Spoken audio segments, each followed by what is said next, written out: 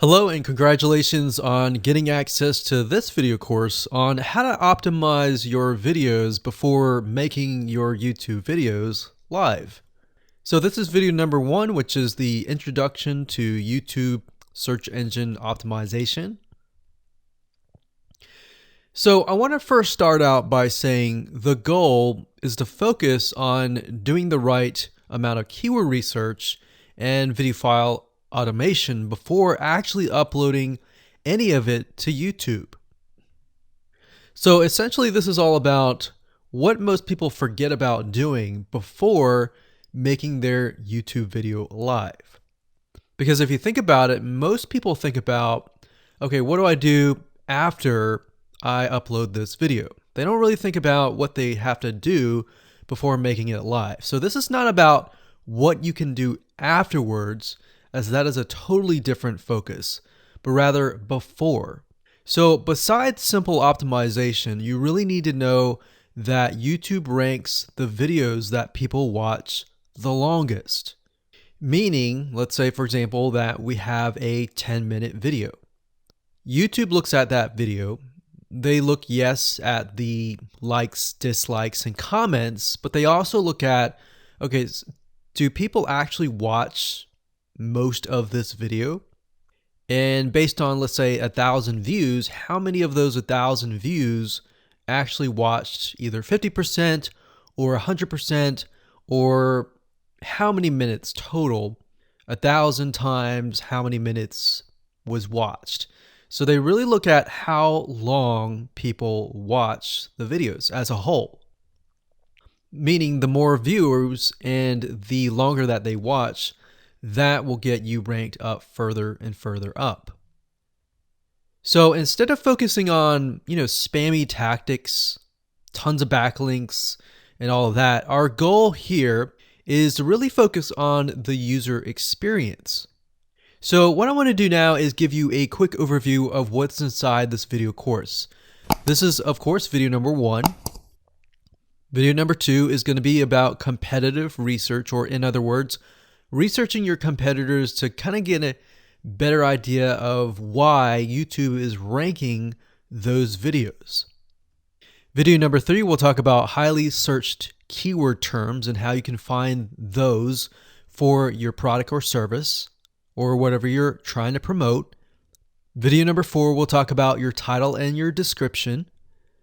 Video number 5, we'll talk about video file optimization. So we're going to optimize the actual file because each file has essentially information in it. And of course, video number 6, we'll talk about why your thumbnail is important and how to make it professional and good looking. And video number 7, we'll talk about video length and why that matters. We talked briefly about it just now, but I'm going to dive in deeper in that video. And of course, last but not least, I'm going to give you a secret tip on how to outrank your competitors in video number 8. So before we get started, I want to talk about what you need to have in hand. You're definitely going to need your product or service and an idea of the niche that you're targeting. You also need to have a video that is ready to be uploaded. And with that said, let's move on to video number 2. Hello and welcome back. This is video number 2. So let's talk about competitive research.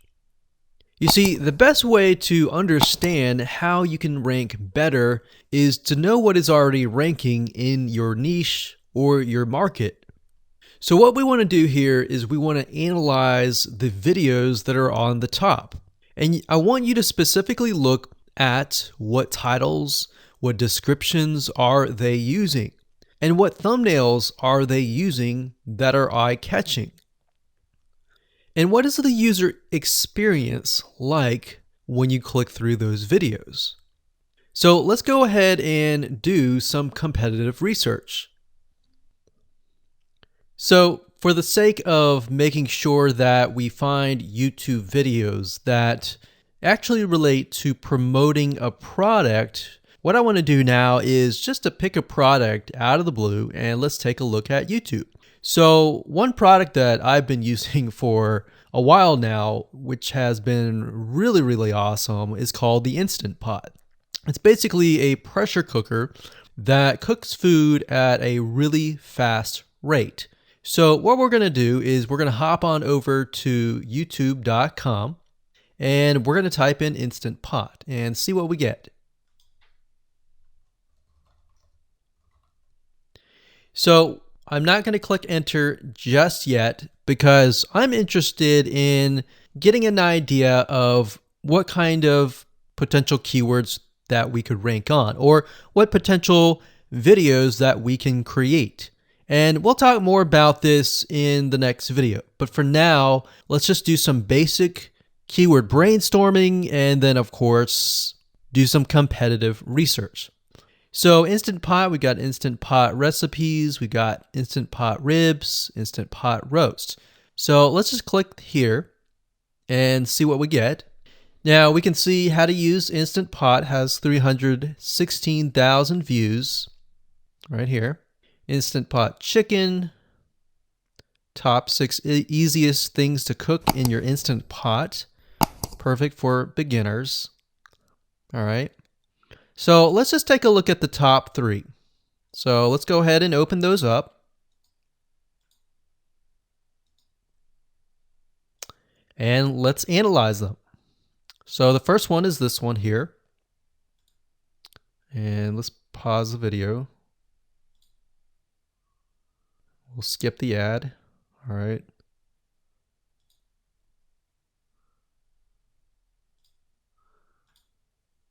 Okay, so how to use the Instant Pot 101 for beginners. So if we think about the type of audience that the Instant Pot attracts, it attracts somebody who has a busy life, who may be a beginner at cooking and just wants a quick and easy meal done fast. So we can see that. So one thing that I like to do is I like to copy the titles to Notepad. Just kind of get an idea of what we're dealing with. So that's the title. Looks like she's promoting an Amazon affiliate link. We can see that here, Amazon.to. We've got Instant Pot hacks, Instant Pot yogurt, and all that. So what she's doing, it's very funny, but she may not realize she's doing this, but what she's using is a method called siloing. And she's basically telling YouTube, hey, not only do I have this video on Instant Pot, I've got Instant Pot hacks, yogurt, recipes, and other recipes. So let's just copy that in here. So that's video number 1. So we're going to rank it from video 1, video 2, and video 3. Let's scroll down a bit. We've got 373 comments. I will say when it comes to YouTube, they're looking for engagement. So comments is good, likes are good, even dislikes are good as well. Even though dislikes are bad from a human standpoint, it tells YouTube that there is engagement, all right? So sometimes we're going to be able to view, we can't do it here, but sometimes you'll actually be able to view more data. But for now, you can't hear. Now, we can actually dig deeper if we want to. So let's just take a look at Natural Brittany's YouTube channel. Because when you're doing competitive research on YouTube, it's not just that particular video. It's actually the whole YouTube channel as a whole. The authority that that channel holds. So she has 116,000 subscribers. Click on the videos. She has a good amount of videos that talk about anything, looks like from cooking, from budgeting, from grocery, a lot of very similar videos. So let's scroll down. And now let's go ahead and take a look at the second highest ranking video. So if we go back over to here, and this is the Instant Pot chicken, cook with me, meal planning, meal prepping, Sunday setup. So let's go here, take a look.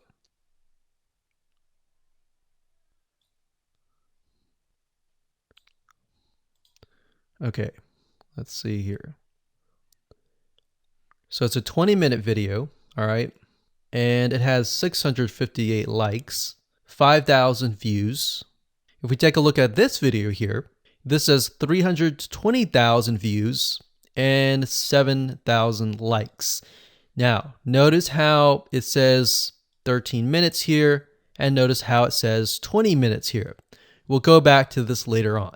All right, so we'll talk more about why a certain amount of time of your video is important, why the timing is important. And why is it that this lady has only 5,000 views, whereas the other lady has 300,000, and this lady is ranked right below that lady? All right. So why is that important? And why does that correlate to the time? So we'll talk more about that later on. But for now, let's just do competitive research. We're not trying to figure things out right now, and go from there. So if we take a look at the description, it says cook with me as I try a new recipe with Instant Pot. So the description contains the keyword. Sunday setup. Looks like she's got some Amazon links. And if we think about Instant Pot, who could it be targeting? All right, so this lady calls out people who are trying to prep on Sunday. So if we can get an idea of who it's targeting mothers, it's targeting people who are busy, who maybe only have time on Sundays to set things up. And chicken is a common thing, so maybe she's getting a lot of clicks. We don't know exactly, but we know that the headline and the description work together and getting clicks. All right, back over here. This is the third one. So let's take a look at this one. So this one is 8 minutes, but it has a lot more views than those other two videos, but it's shorter. It's shorter, but it has longer amount of views, and it's third. It's got 11,000 likes and 633 dislikes. If we scroll down, we can see that it has more comments than the first one. So why is it that the first one is number one and this one is the third one and it has more views and more comments? Well, we don't know exactly why, but I have a hunch as to why that is, which we'll talk more about ranking and what Google and YouTube is looking for later down the road. So that's that. Let's just copy that title. And I'm going to go ahead and pause this video and we'll copy and paste that information to the notepad. Okay, so I went ahead and copy and paste the information. So this is video 1, this is video 2, and this is video 3 down below. So let me make this bigger. So we have this information. So as we're kind of analyzing the competitor, we want to save this for later, but can you kind of see a similarity here? So this is calling out the target audience. This is calling out the people who are busy, essentially. And top 6 ways, top X ways, top certain number ways is always a good title. So perfect for beginners. So if you can imagine, we already see that this title has beginners. This one's calling out perfect for beginners. And this one essentially is calling out people who are busy. So it's a target audience. So that's key. So having this in hand gives you a better idea on what potential titles and descriptions that you can have. Now, you can do some deeper dive competitive research using specific tools. And one specific tool is called Social Blade. So that's socialblade.com, as you can see here. And I like to use this to kind of get a better idea of the YouTube channel as a whole. Because what you're trying to figure out is, did this person rank because their channel as a whole has a lot of traffic? Or did this person rank simply because of the titles and the description? So there's many factors that come involved, but let's take a look at Naturally Brittany. So let's go ahead and copy this. And you basically want to come here and type in the username of the YouTube channel. So we'll go ahead and click this here. Okay, so we can see here that this is Naturally Brittany, 116,000 subscribers. She's got 19 million video views. So that kind of gives us an idea of how easy it is to break through. Is it easy? Is it going to take a little bit work or what? So let's just go ahead and open her up, and let's do the same thing with the other videos. So this one is marriage and motherhood. We got that here. So she has 7 million video views. So it's about half of what we saw earlier. And this one is called Six Sisters Stuff. And this one has about 9 million video views.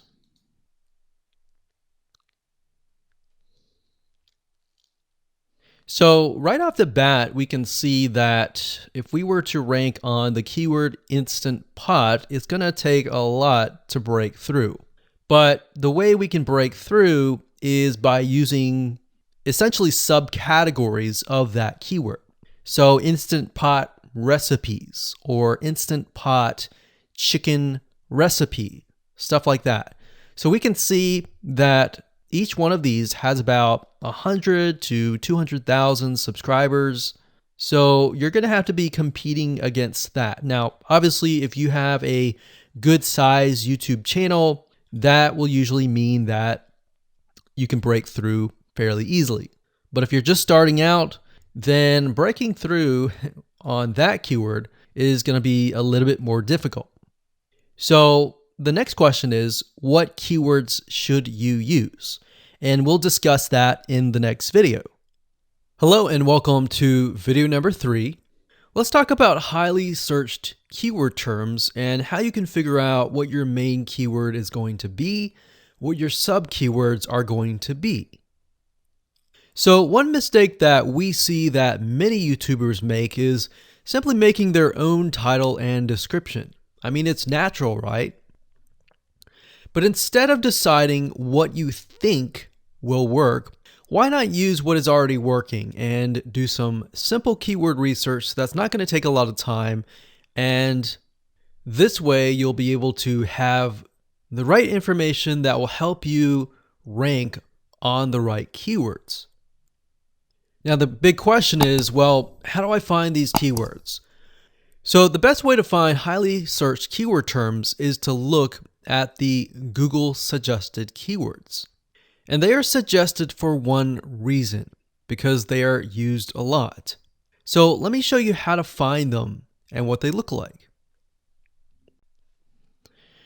Okay, so from analyzing the previous videos with the top 3 videos to kind of get an idea of what the titles were, what the descriptions were, if we look at the 3 and we refer back to this, the question is, what are the commonalities between the titles? Obviously the keyword Instant Pot, but we also notice that the top one and the third one, they all have the keyword beginners.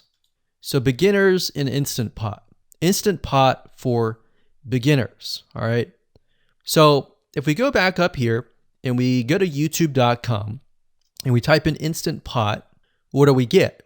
So when you have a drop down like this is what we call the suggested keywords. And you'll see this in Amazon.com, you'll see this in Google.com and other major search engines. And what this is high demand and highly searched keyword terms. So in other words, if a lot of people are searching for these keywords, then they'll show up in the drop down menu. Right? So Instant Pot chicken happens to be a very highly searched term. And take a look at this. This one is related to Instant Pot chicken. So that means there's a lot of people searching for Instant Pot chicken. And that might be why this second video is ranked so high.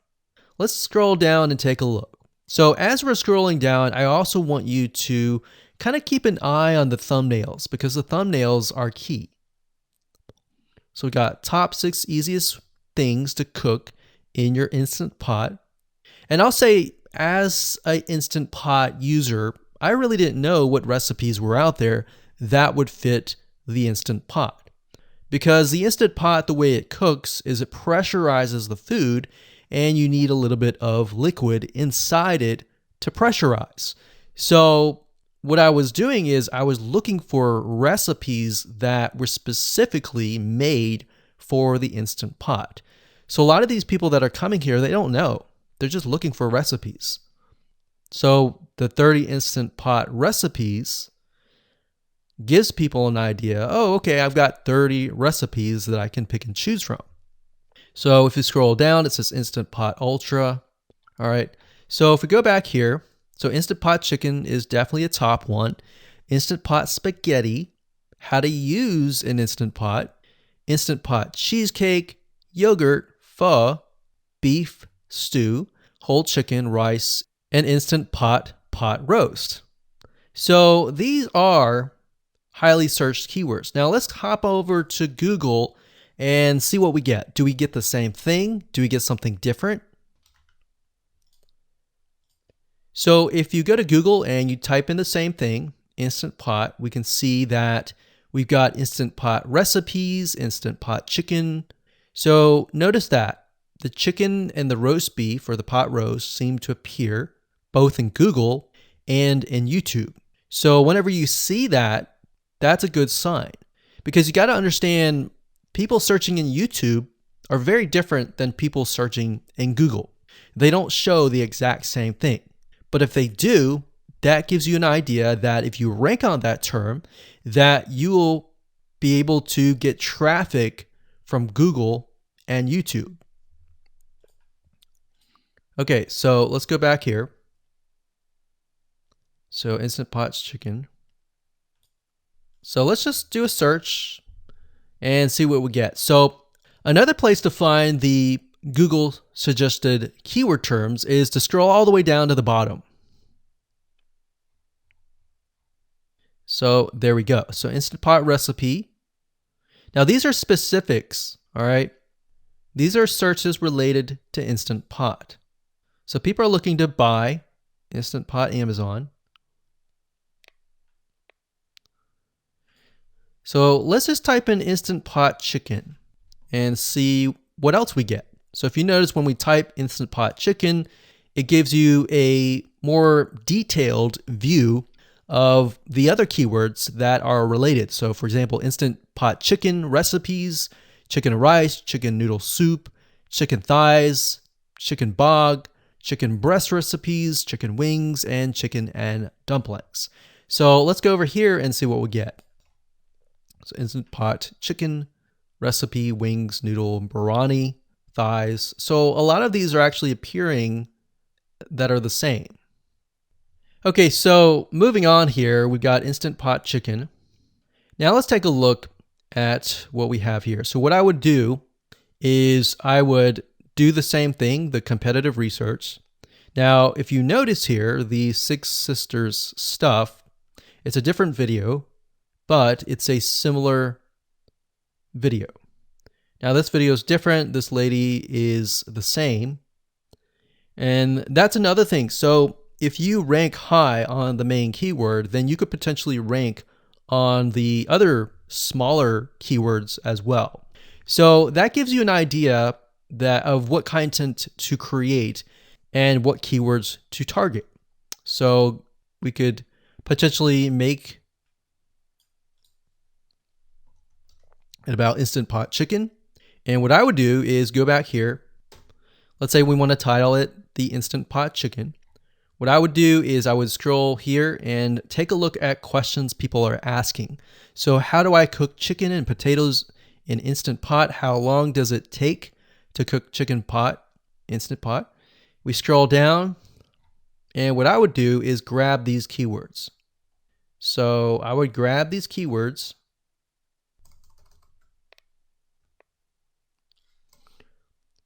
So what we want to do is we want to have a main keyword, and then we want to have sub keywords.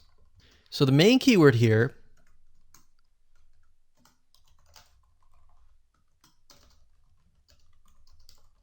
would be Instant Pot Chicken.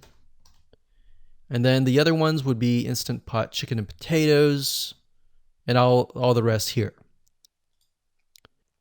So having these in hand will give you a better idea on how to go about creating your titles and your descriptions so that you can target specific keywords, and that you're not like any other YouTuber who is simply making up titles and descriptions just out of your head. So this way you can be strategic and rank effectively. Hello and welcome to video number 4. In this video, we're going to talk about your title and your description. So let's take what you have gathered in the previous video and let me show you how to properly create your titles and descriptions. So when it comes to creating titles and descriptions, we simply need to do what we did in the previous videos, which was the competitive research.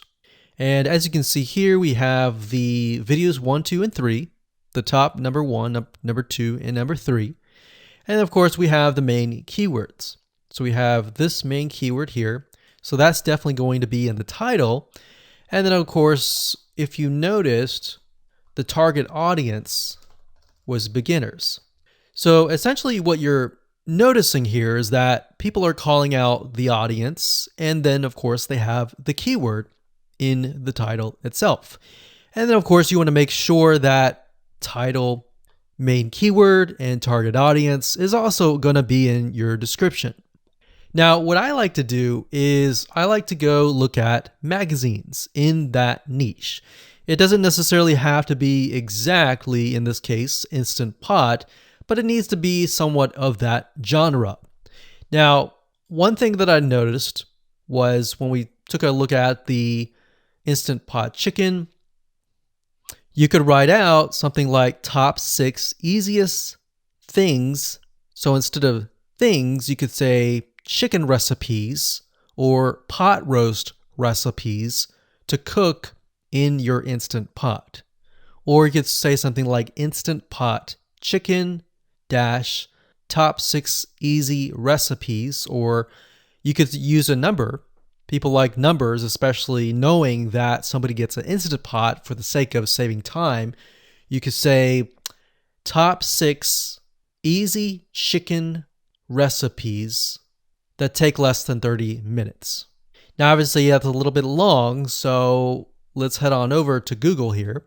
So like I said, I like to use magazines. Magazines do a great job in creating titles. So as you can see here, I typed in Instant Pot magazine. And to the right, you'll notice that there's Instant Pot all-time recipes. So let's just go ahead and open that in a brand new window, like so. So it looks like we have to pay, but let's just go ahead and click the free sample. So we can see Instant Pot's all-time best recipes.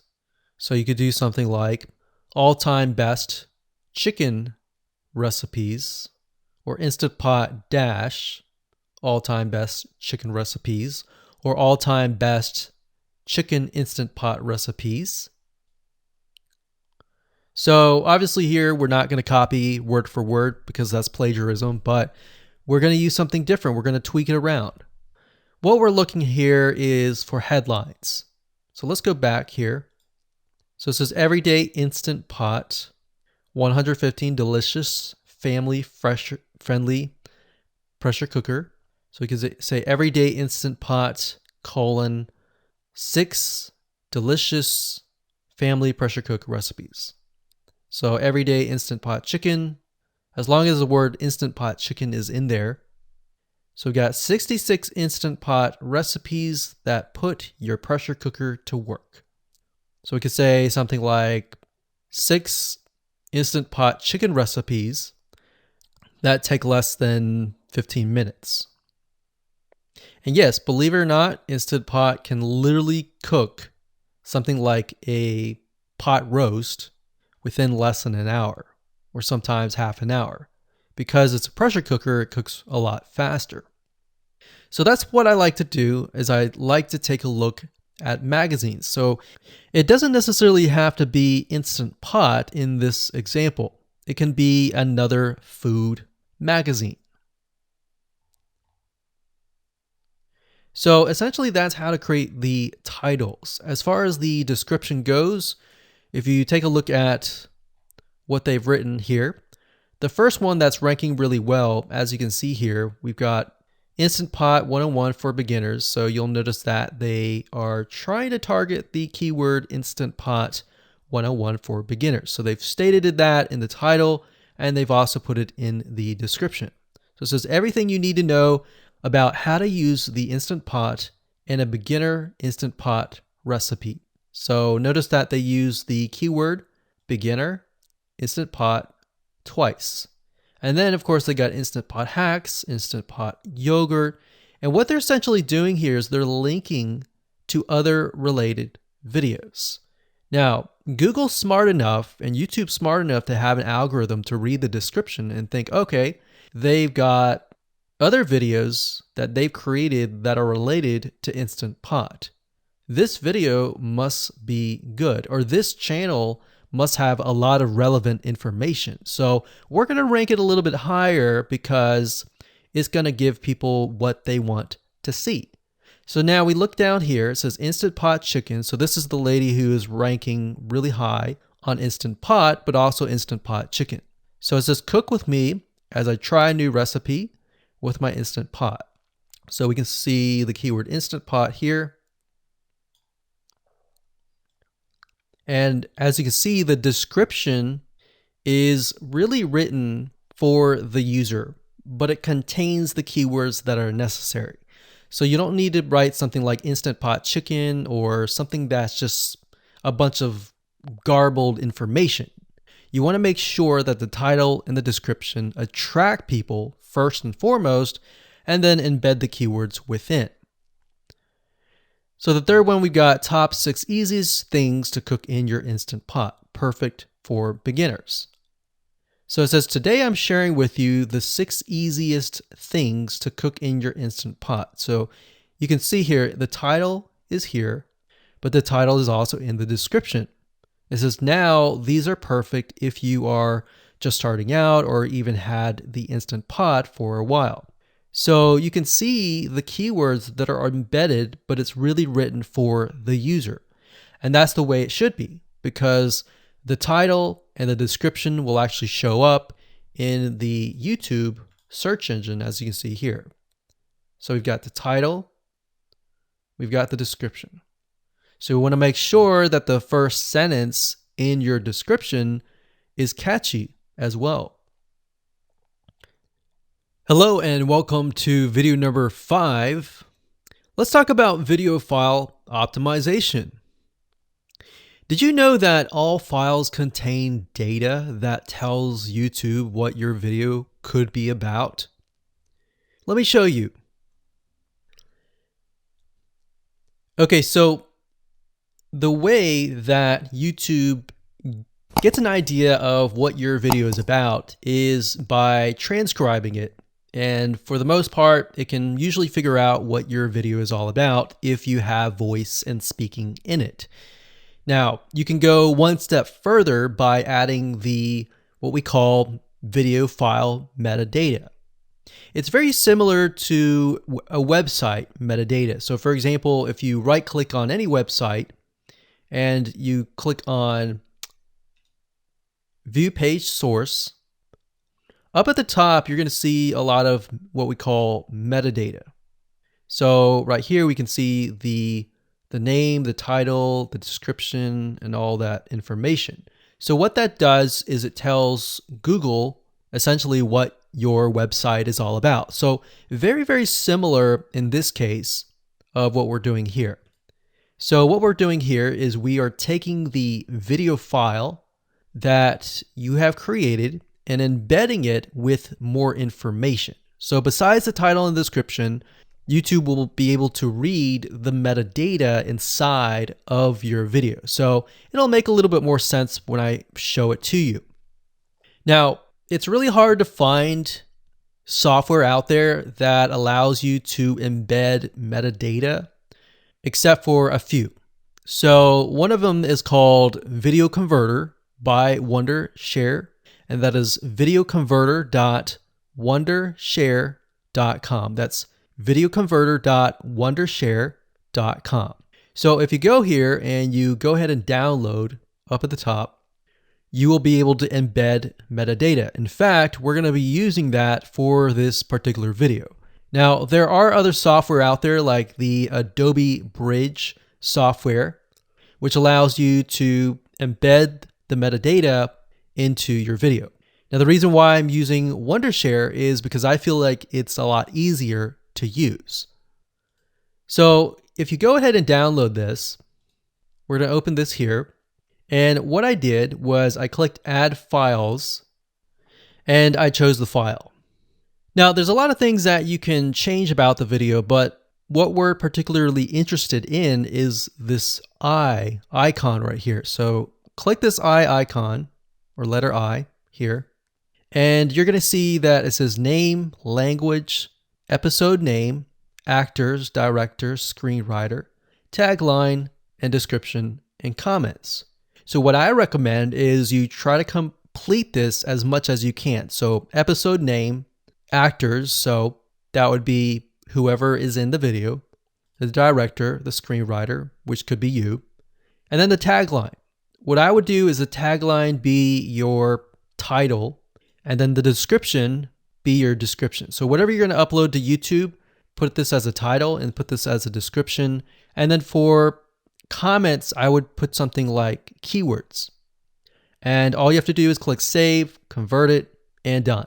That's the reason why we're using Video Converter, because it's just so much easier. With Adobe Bridge, it's easy too, but there's a lot of more options and very easy to get confused. So once you're done with that, you save the video, your video has the metadata inside of it, and all you have to do is simply upload it to YouTube, and that's it. Hello and welcome back. This is video number 6. Let's talk about your thumbnail and why that is important. You see, since our goal is to get more clicks or more views to your YouTube video, we have to rely on attracting viewers. So if you think about it, the thumbnail is the first thing people see as they are scanning to find what interests them the most. So in other words, if you think about it, if you go to youtube.com and you type in a keyword, you're going to see all the results with thumbnails, the titles, the descriptions, and all of that. So that's the first thing that they see. So let's discuss what your thumbnail should contain and what's working in your market and how to figure that out. So when it comes to having a thumbnail, you want to make sure that it is eye-catching, meaning it shows somebody what they want. So if Instant Pot Chicken is your main keyword, you want to make sure that your thumbnail has something in it that entices them. So it's good to have the keyword or the title in it. So you can see right now the way YouTube works is they have an initial title or an initial thumbnail, and then after that you can see motion. So if I put my mouse over it, you can actually see part of the video, which makes it a lot more engaging. So as we scroll down, the initial thumbnail that this woman uses is the Instant Pot. And then this one here, it says Instant Pot recipes. So Instant Pot. So we can see the ones at the top definitely have the Instant Pot in it, or a word that's chicken, or a picture that has chicken in it. So it fits the keyword. Now, if you're not a professional, thumbnail artist or anything like that, there are different sites that you can use to get these created. Now, bear in mind that you never want to use a thumbnail that is clickbaity or that lies to somebody, because if they click on it and then the video is nothing like the thumbnail, then guess what? You might get tons and tons of clicks and perhaps views, but you're not going to get people watching your video, which is very, very important, which we'll discuss in the future videos. But for now, there are different elements that you need. So what I recommend is you go to a site called creativemarket.com. That's creativemarket.com. There are other sites like graphicriver.net, but over time we've realized Creative Market has a lot of really good designs. So what we can do here is in the search box, we're going to type in YouTube thumbnail. And we're looking specifically for templates that we can use for the thumbnail. So it says YouTube thumbnail pack. Let's go ahead and open that. There's one here. There are end cards, but that's a little bit different. That basically comes at the very end of your video. So we got urban thumbnails, different types of thumbnails. But the reason why I like Creative Market is buying templates for specifically YouTube thumbnails is going to make your life a lot more easier, especially if you can make it professional. The more professional it looks, the more professional your viewers will click through. So if we click on this, we can kind of get an idea of what we're dealing with.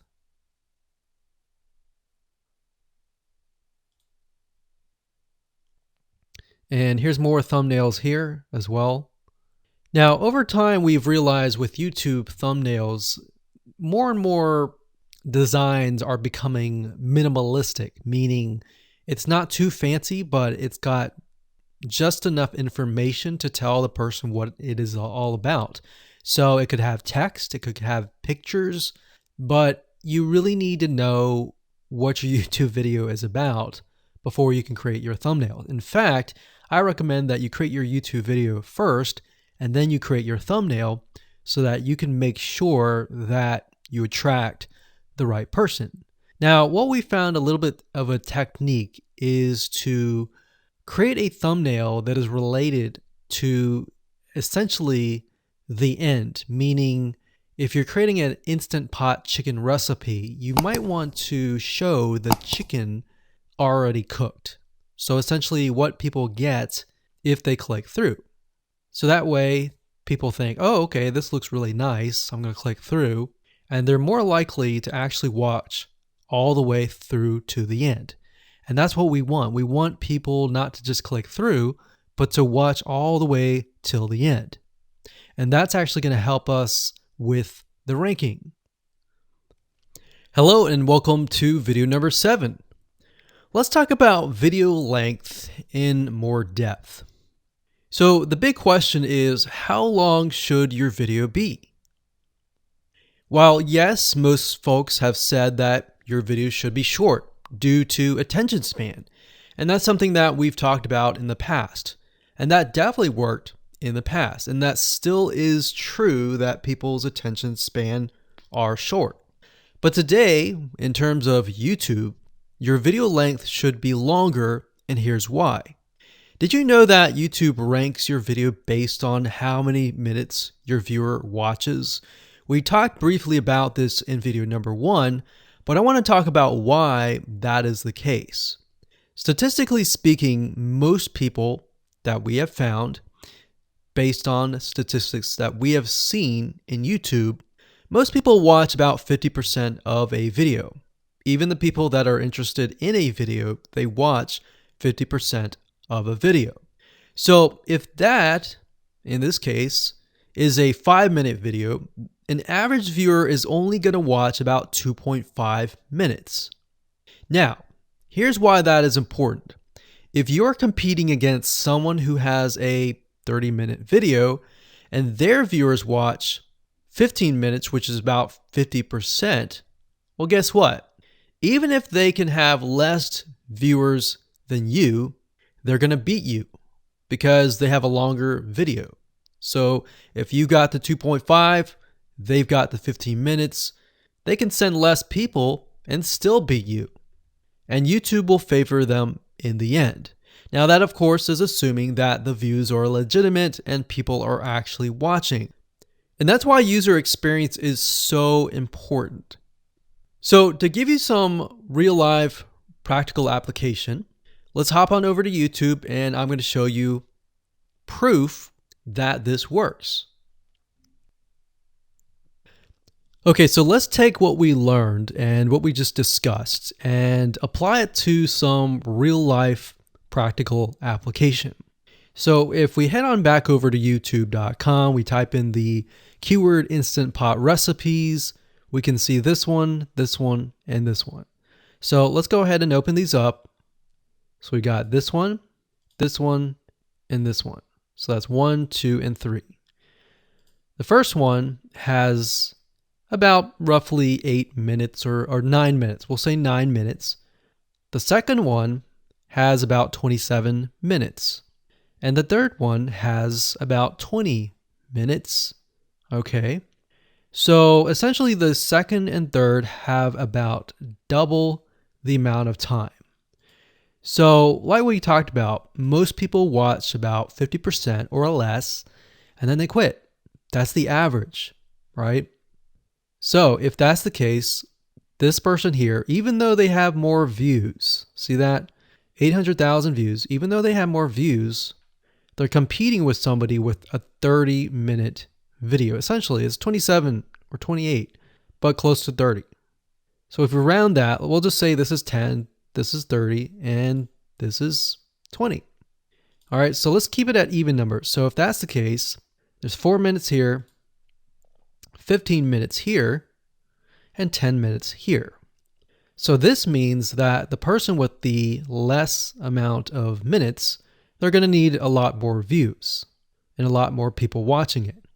So in total, if this person has, obviously this person's number one, but what I'm saying here is because YouTube looks at how many minutes are watched, if this person had 800,000 views, and this person had only half of that amount, but had more than double this amount, this person right here would most likely rank higher. So see that? Only 100,000 views, 15 minutes. This one here, 20 minutes, only 6,000 views. So you might ask, well, shouldn't this be maybe number one? Not necessarily. If we really look at it, so we've got 800 times 4 minutes, and that's not going to be exact. I mean, we could even take 500. And this is definitely going to be number one. And this is definitely going to be number two based on the information. But this person, because they have a long enough video, even though they have less amount of views, they're still able to rank pretty high. So this is based on one of our YouTube channels, which has over 9 million of minutes watched. And based on that, that's what we've seen. Now, there's other factors like likes, dislikes, comments, and other things like that, titles and descriptions. But that's a big, huge ranking factor because it legitimately tells Google and YouTube, hey, this YouTube video is legit. Not only people are clicking on it, they're actually viewing it. And they're viewing at least about 50% on average. So that's why the video length is important. Now, you don't want to make a long video just to make a long video. You might want to make a video that has really good content. And that's the goal. It's not based on spammy backlinks or anything like that. It's based on providing real value. Hello and welcome to video number 8. So just want to say congratulations on reaching the end of this video course. We're going to talk about a secret tip that you can use to outrank your competitors. So we briefly talked about why having a longer video was important, right? So one secret tip that we can give you is that what we have found that works is the following. Longer videos in the sense of live streams, which means you get on YouTube and you talk to people live. You have webinar replays and videos where people expect them to be longer. So in other words, people are expecting these to be longer. If you make a normal video that people expect to be 5 minutes and you make it an hour, then you're not really going to hit that 50%. But when you have a live stream or a webinar replay, Usually people typically expect it to be at least 1 hour.